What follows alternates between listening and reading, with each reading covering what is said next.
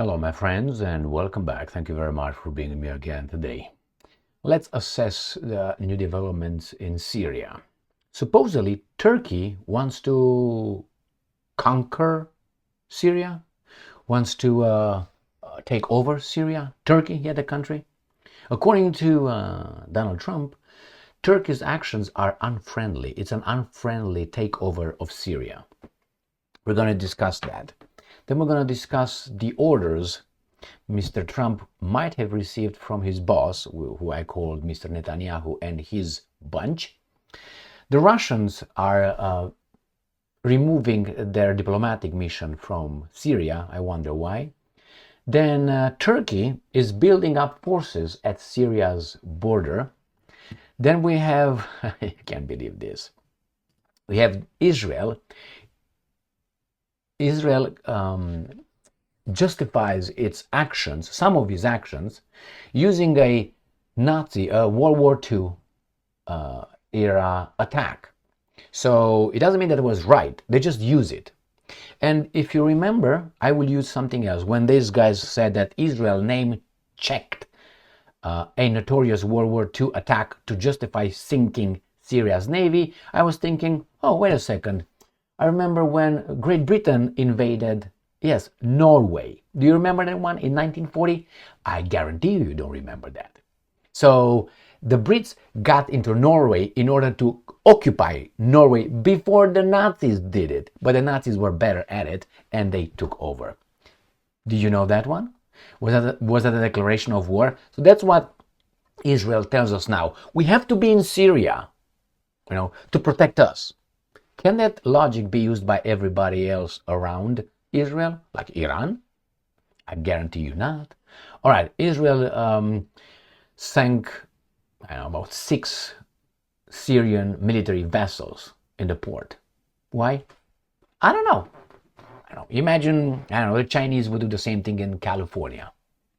Some American in, let's say, San Diego, for example, and they go over there and strike a few American Navy, destroyer, 1 or 2.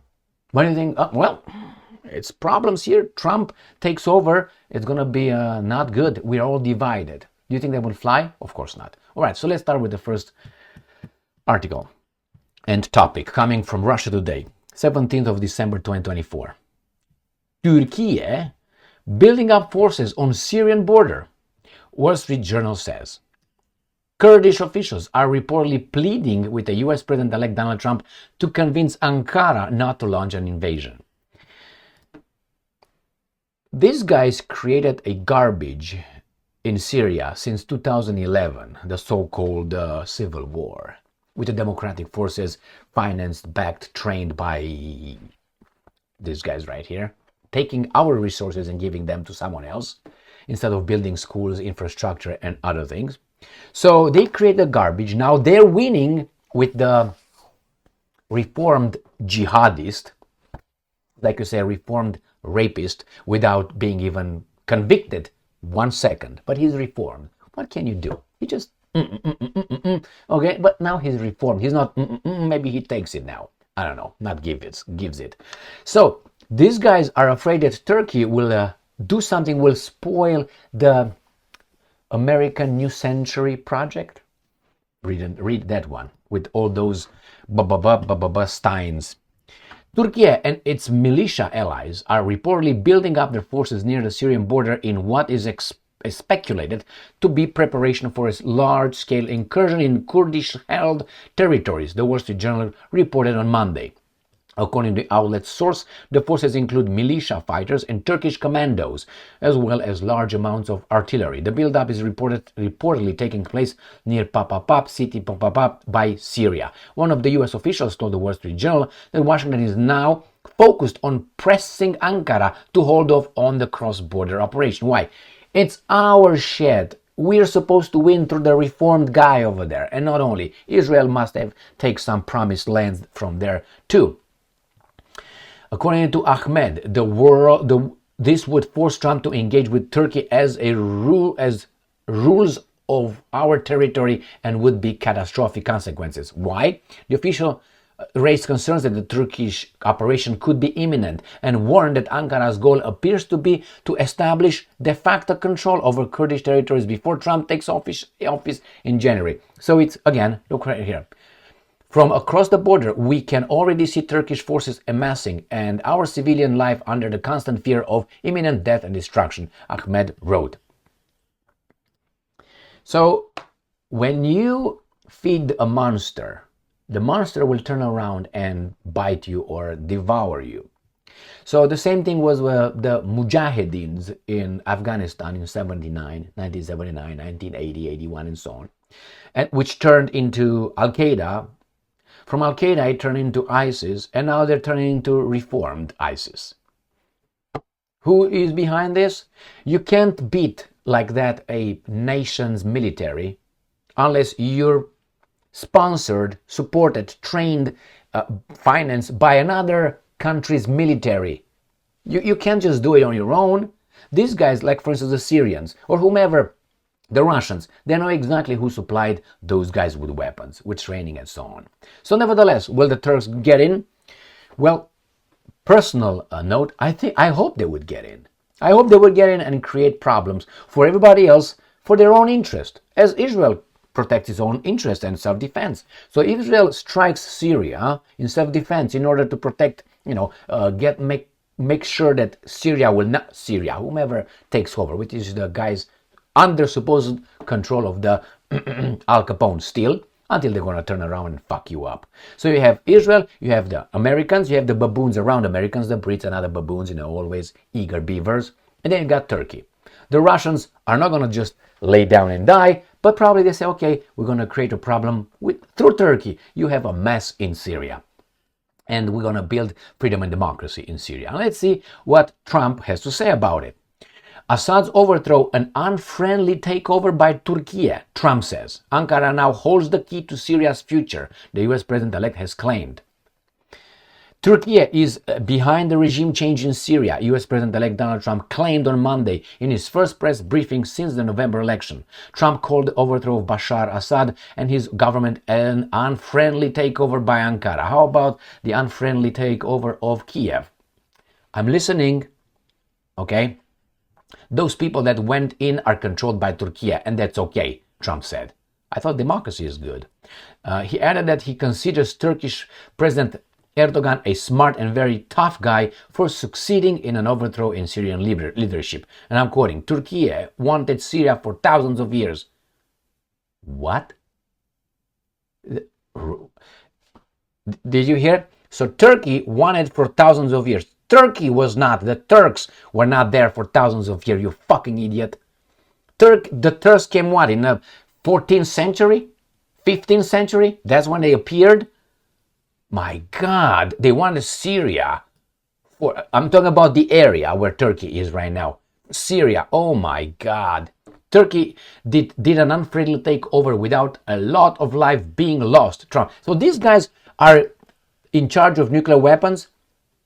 These guys are in charge. These guys, as I always say, if you put people who have no idea of geography, history, geopolitics, and they are supposed to listen to their advisors who can sell them whatever they want because they don't know shit, is that democracy? Yes, that's exactly what I was explained by a politician here in the United States of America. Charisma is all you need. To do what? To lead. To lead whom? Well, you appoint your cabinet, your staff, and they are the guys with brains. Yeah, but they bring you a report based on a situation. You don't know who they work for. Let's say Blinkenstein. Blinkenstein doesn't work for Trump, or not Trump, the United States of America. He has other things. So when Blinkenstein shows a report regarding Israel and the Middle East to imbecile Biden, who knows nothing, Biden cannot assess if that's garbage, if that's just BS. Why? Because he doesn't know anything. He has charisma, if you can believe that one. So again, he talks about thousands of years. On what kind of earth this guy? And he talks about the politics. This is Trump. I mean, not that I have expectations regarding that area in Trump's. I mean, he was busy making money, not reading history. All right, let's move on. And he says, Turkey did an unfriendly takeover without a lot of life being lost. So it's an unfriendly takeover, but hey, did not lose a lot of lives. He also praised what he described as Turkey's major military force, which he has not been worn out with war. All right, let's move on. Do we find something important in this little title? Yeah. Important call. Netanyahu discusses strategy against Iran and Hezbollah with Trump. I translate this as this. Important call. Netanyahu tells Trump what is going to happen with the American troops in the Middle East for their interest. That's my translation. I think if I'm a baboon, I'm a baboon. I can do that. Okay? So, Netanyahu told Trump, are you going to get involved over there? And Trump says, sure. I was appointed as a president. What do you want? Thank you very much. All right, next one. And this is a garbage title here. Sputnik, USS Harry S. Truman leads American naval deployment to Middle East. So these guys are making sure that things are calm over there, right? For whom? Against Iran. Forget about Hezbollah and Hamas. It's not these are the guys right here. And the Americans will be pushed into a war with Iran. By whom? All right, now, U.S. Harry Truman. I have a question. Is Harry Truman, the former U.S. president, a war criminal? I think he is. Why? He dropped 2 atomic bombs on 2 civilian cities. I think he also could be charged with genocide. Why? Because this was the American policy then. They told the Japanese, you either surrender, unconditional surrender. That means you bend over, takes your pants or put them aside and fuck the shit out of Japan how much they want, whenever they want, and bring their friends too. Okay? So either you do that or we're gonna take out each and every major city of Japan, which they started with Hiroshima, then was Nagasaki. I think the next one would have been Yokohama. And all that. What does that mean? Unless you want, pretend you're agreeing, let's go have a party. I think that's a war crime, and we, USS Harry Truman, we have a big whatever airplane carrier right there. And this is because we bring peace everywhere. The USS Harry Truman carrier strike group arrived in the Middle East on December 14, entering the U.S. Central Command area for responsibility. The deployment was announced by Papapap on a social media. There you have it. The group includes the aircraft carrier USS Harry Truman, Carrier Air Wing 1 with 9 aviation squadrons, the guided missile cruisers USS Gettysburg, and 2 guided missile destroyers, USS Stout and USS Jason Dunham. All right, my friends, what do you think? We bring peace. Yeah, that kind of peace on everybody else. Remember, Middle East is not by Baja California or by New York City. No. It's about, about 8,000 miles, maybe in straight line from here, if not more. We have to make sure that from a subjective, selfish, yeah, man, take over. I want to have a good life. And you say, oh my God, what's going on here? But from a objective and justice point of view, what's going on over here? Why are we there? For those little fuckers over there? You know what I'm talking about? Yeah, exactly. Now let's see what the Russians are doing. So these guys bring the group, the American naval deployment, and these guys leave. Russia evacuates part of diplomatic mission from Syria. The Russians said they don't know yet what they're going to do with their military bases over there. They're going to negotiate. They have an agreement until 2026 with the then Assad's government that they can have these bases over there functional. I don't know if they're going to be standing after these guys come and say, resiliate the contract off. We'll see. Or they will be just surrounded. They will have no power, actually. They will just be over there, sitting ducks. All right, let's go to the last part of this video. Business Insider. Israel name-checked a notorious World War II attack to justify sinking Syria's navy. Israel invoked a World War II precedent in trying to justify its preemptive strikes in Syria. Could that be invoked by Iran? Could that be invoked by Russia? Could that be invoked by anybody but you and you? During World War II, the Royal Navy attacked the fleet of its former ally to keep it from Nazi control. Both operations were born in atmospheres of fear and crisis. When Israel sank 6 Syrian warships at the port of Latakia this week amid larger attacks. You see, all this is, they don't blame the Israelis at all. At all. They start from the middle. They don't focus on the primary issue. They go directly to the secondary or tertiary, not the primary. Whoa, whoa, whoa. What do you mean you strike an independent sovereign? What do you mean? Anybody gives you the right? Self-defense. Well, if you have that right, anybody else can have it. No? They always, in the media operators, and this jackals here, they start with the secondary and tertiary, not with, hey, wait a second. They already jumped to it. When Israel sank, they didn't say illegally violating international law. No. When Israel sank Syria, that's just a matter of fact. Remember, if this would be done by Iran in Israel, oy vey. At the port, the military remnants of the ousted Assad government, Israel leader invoked a precedent from the World War II. Can other people invoke other precedents from the World War II? You know what I mean? This is similar to what the British Air Force did when it bombarded the fleet of the Vichy regime, which was cooperating with the Nazis so that it would not fall into the Nazis' hands, Netanyahu said. Really? So that's what you did. Well, what about this one? Scandinavian. This is just I'm familiar with this incident. I want you to go and read about it. The forgotten fiasco of Norway, 1940. The British campaign in Norway, in 1940, Norway was not Nazi, it was nothing, it was neutral. In 1940 was an ignominious and abject failure. It is perhaps best known as the fiasco which directly led to the fall of Prime Minister Neville Chamberlain and his replacement by Winston Churchill, paid for, you know who. The book, okay, you look into that. What happened? They wanted to take over Norway in order to be first, and so the Nazis cannot come over there. They failed because the Nazis were... Anyway, they then evacuated the Norway crown from there and the gold out of nowhere before the Germans showed up.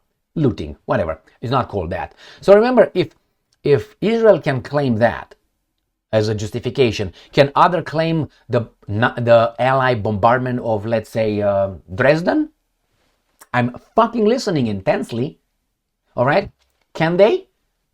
I mean, you can't just pick and use. The Allies, if you remember, blew up besides the atomic bombs dropped by Truman, okay? Dresden. I've been to Dresden. I saw they still let certain things over there. But nevertheless, tell me about it. Burned buildings and so on. They say between, I don't know, like 40,000 and 80,000 people were burnt over there by the Allied bombardment. Can anybody claim that and justify, I don't know, the attack on, Tel Aviv? Saying, huh? No. And the media will portray it as such a war crime. But here, no, they sank six Syrian navies. I know, this is the world we live in, the land of the free world, the free press. When I used to live in the communist Romania, and I heard this guy saying that, I believed that, but I was a child then. With time, it didn't take me long. I was told by someone who was in the Romanian securities and said, oh man, you know who lies the most? The American media. And I was like, nah. He said, yeah, they lie the most. And time with time after that, I realized, yeah, I think that's true. They're the best, used to be the best at lying. Why? Because they have the big liars doing the lying for them, for these baboons here. And now I'm here and I see it every fucking day. Stay strong, stay smart, look for the truth, and be just.